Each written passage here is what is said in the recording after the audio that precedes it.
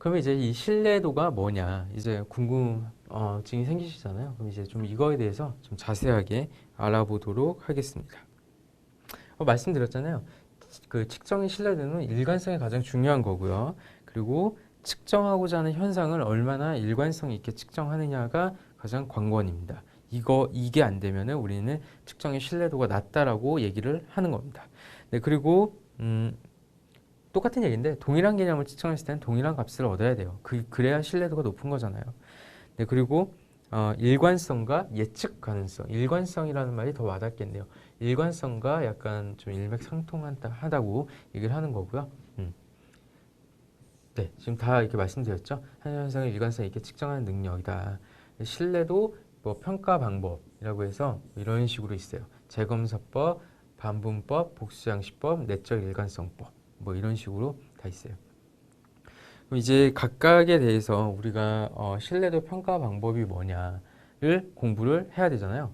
이렇게 네 개가 있는데 이거는 시험에 꽤 잘 나와요. 또 이제 크롬바 알파 내적 일관성이 있는지 없는지를 검증하기 위한 일종의 툴이에요. 통계적 툴인데 이거 포함해서 이 신뢰도 평가 방법은 좀 시험에 많이 나오거든요. 그러니까 확실하게 잘 알아두시면 될 것 같아요. 뭐 말들을 어렵게 써놔가지고 그 막 안 와닿으실 수도 있는데 제가 좀 하나씩 좀 말씀을 드릴게요. 네, 재검사법이라고 있대요. 재검사법이 뭐냐? 계속해서 말씀드리지만 그 신뢰도가 뭐냐 그러니까 측정하고자 하는 거를 계속 일관성 있게 측정하는 게 바로 신뢰도다.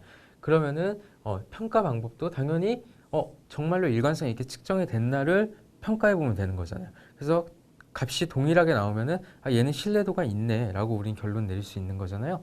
그 중에 하나가 첫 번째로 일단 재검사법을 얘기하는 겁니다.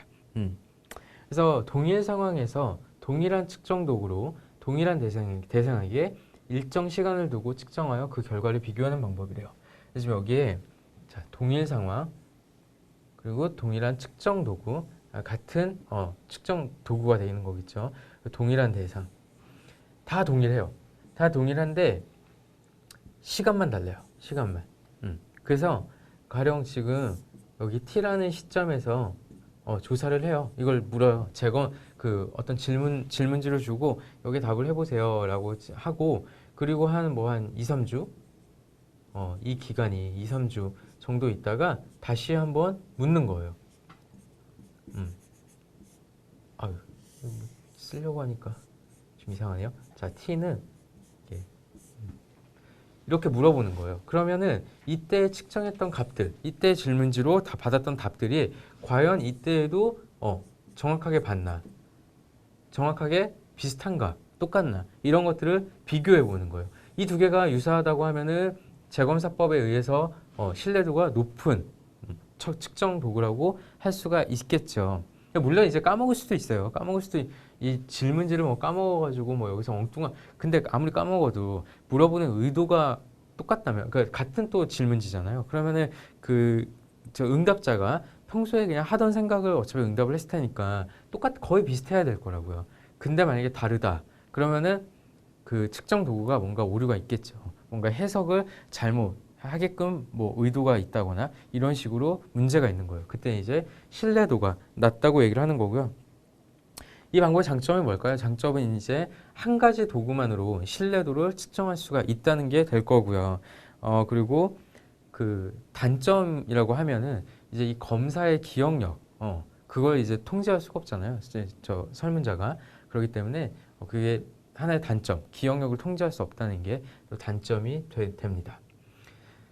네, 그리고 이제 또 반분법이라는 게 있어요. 반분법은 뭐냐? 보시면 같은 내용에 대해서 표현만 다른 문항을 둘씩 만들어서 그 문항에 대해 두 응답 결과를 비교하여 신뢰도를 측정을 하는 거래요.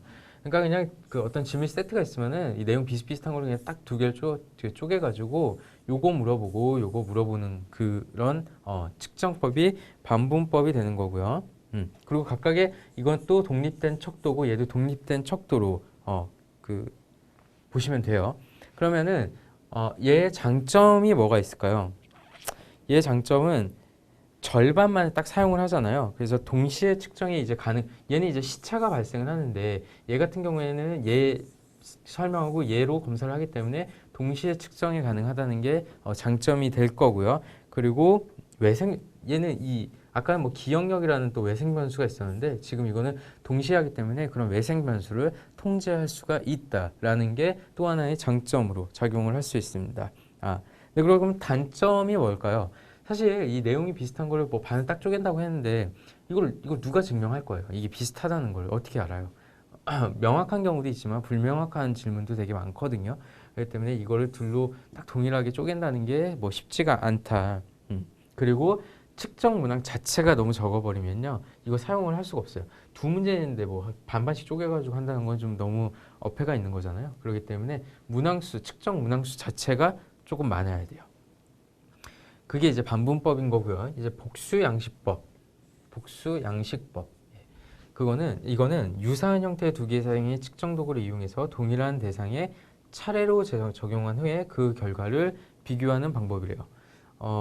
제가 저 개념을 좀 쉽게 풀어서 쓴 거예요. 그나마. 근데 그럼에도 불구하고 조금 이해가 좀 안 되실 수도 있을 것 같은데, 이거는 이제 유사양식법이라고도 얘기를 하고요. 그리고 평행양식법이라고도 얘기를 합니다. 그래서 그 내용이 유사한 형태잖아요. 이걸 좀 보면은 같은 개념을 이제 측정하기 위해서 내용이 비슷한 두 개의 측정 도구를 아예 개발을 해요. 그래서 하나는 사전에 측정하고 하나는 좀 사후에 측정을 해요. 그런 다음에 그 두 개의 상관관계를 비교를 하는 거예요. 그랬을 때 상관관계가 높으면 신뢰도가 높다라고 얘기를 하는 거고, 상관관계가 낮으면 신뢰도가 낮다고 얘기를 하는 거겠죠. 그리고 이제 이게 장점이 있는데, 서로 다른 어차피 측정 도구이기 때문에 물론 이제 시간 간격에 사전 사후가 있지만 그 기억력, 어차피 질문이 다르잖아요. 그럼 뭐 기억력 이런 거 별로 뭐 저 신경 안 써도 되는 그런 장점이 있을 거고요. 그리고 만약 단점이라고 하면은 첫 번째 측정 도구하고 두 번째 측정 도구를 정확하게 레플리케이션 한다는 게, 복제한다는 게 그렇게 쉽지가 않은 거겠죠. 그게 이제 단점으로 좀 나오고 있습니다. 그 다음에 이제 내적 일관성법이라고 해서 이거는 제가 보기에 이거는 좀 약간 뜬구름 잡는 소리 같고, 솔직히 이 세 개는 이 신뢰도 평가 방법에서 가장 많이 쓰는 거는 요거예요. 내적 일관성법. 이거는 그 통계로 검증이 가능해요. 숫자로. 그래서 그 질문지 만든 다음에 이 사전 테스트 같은 거 하잖아요. 그러면 그 사전 테스트에서 나오는 그 질문들 가지고서 내적 일관성법이 있냐 없냐를 일단 봐요. 본 다음에 너무 없잖아요. 그러면은 질문을 빼던가 뭐 질문 수정하던가 이런 식으로 해가지고 얘를 올려요. 얘를 확 올려가지고 신뢰도를 올리는 방법을 사용하거든요.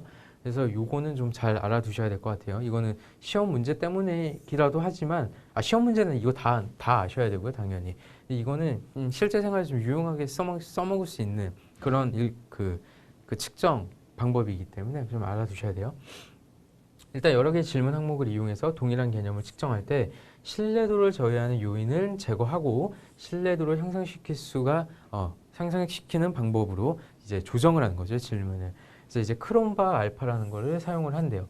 제가 아까 전에 오케이, 한강 만족도를 이제 계속 말씀을 드렸으니까 그냥 만족도를 말씀을 드릴게요.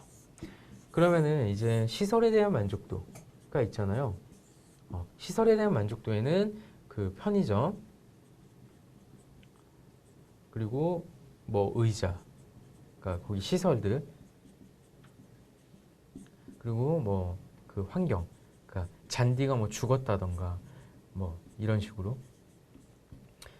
그러면 그런 거예요. 이거를 만족도가 높은 사람들은 얘도 만족을 높게 할 거고, 얘도 높게 할 거고, 얘도 높게 할 거예요. 그러면은 일종의 이 문항들 간의 상관관계를 보는 거거든요. 이 크롬바 알파라고 지금 이걸 측정하는 그 툴인데, 이 툴도 결국엔 이것들의 어떤 상관관계를 보는 거예요. 개념적으로 설명을 드리면.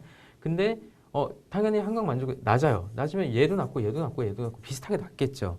근데 어떤 한 질문이 있는데 다 높은데 얘만 엄청 낮아요. 그러면 좀 문제가 있는 거잖아요. 그랬을 때는 얘를 빼야겠죠. 얘를 빼고 다른 질문을 넣던가 아니면 아싸리 얘를 수정을 하던가 그렇게 얘기를 해야 돼요. 그거를 측정하는 숫자가 바로 크롬바 알파다라고 말씀을 드리는 겁니다. 그래서 크롬바 알파는 문항들 간의 일관성이 있는지 평균을 내어 변수를 생성해도 문제가 없는지를 검증하기 위한 저희 툴이래요. 그러면 제가 이 빈 페이지에다가 그 크롬바 알파 이거 외우실 필요는 전혀 없어요. 그냥 많이 쓰니까 제가 좀 조금 더 설명해 드리려고 빈 페이지를 하나 만들어 둔 거고요. 크롬바 알파라는 건요. 이 크롬바가 사람 이름이에요. 이런 통계학자가 1950년대에 이 수치를 개발을 해가지고 이 사람 이름을 따가지고 따가지고 어떤 툴로 지금 만들어진 거고 되게 많이 써먹어요. 그래서 얘는 공식이 이거 외우지 마세요. K-1 1 이거 분산이고요. 뭐 3단원에서 노테이션 다 배우실 텐데 그게 아시더라도 이 정도 노테이션은 다 아실 테니까 뭐 이렇대요. 그래가지고 이 K는 문항수 어디 있어요? 이 K는 문항수고 그리고 이건 뭐 당연히 총분산이 되겠죠. 그리고 이거는 항목 간의 분산이 된대요. 이게 지금 수식으로 이렇게 써놨지만 사실 보시면 지금 여기에 이 시그마 있잖아요. 이거 문항이 많고 그러면은 그리고 총분산하고 개별분산, 개별 질문의 그 분산까지 다 보려면 이 식이 되게 복잡하거든요. 이거 계산하는 것 자체가. 그래서 약간 이게 옛날에는 많이 안 썼고 그 통계 패키지 프로그램들 나오면서 좀 많이 쓰였다고 합니다. 그래서 이게 보시면 0.8 만약에 이 크롬바 알파가 0.8 이상이니까 이거 붙어야겠네요. 0.8 이상이면은 얘가는 굉장히 신뢰도가 있다고 보는 거예요. 그리고 0.7 그러니까 0.7 정도면 그냥 리즈너블하게 신뢰성이 있다고 본대요. 그리고 0.6 이하면 신뢰성이 없다고 보는 거고요. 뭐 여기 이제 0.6하고 0.7이 되겠죠. 사실 정확한 기준은 없어요. 정확한 기준은 없고 그냥 저는 한 0.7 정도 되면은 그냥 무난하구나 이렇게 좀 판단을 하고 많이 사용하는 편입니다.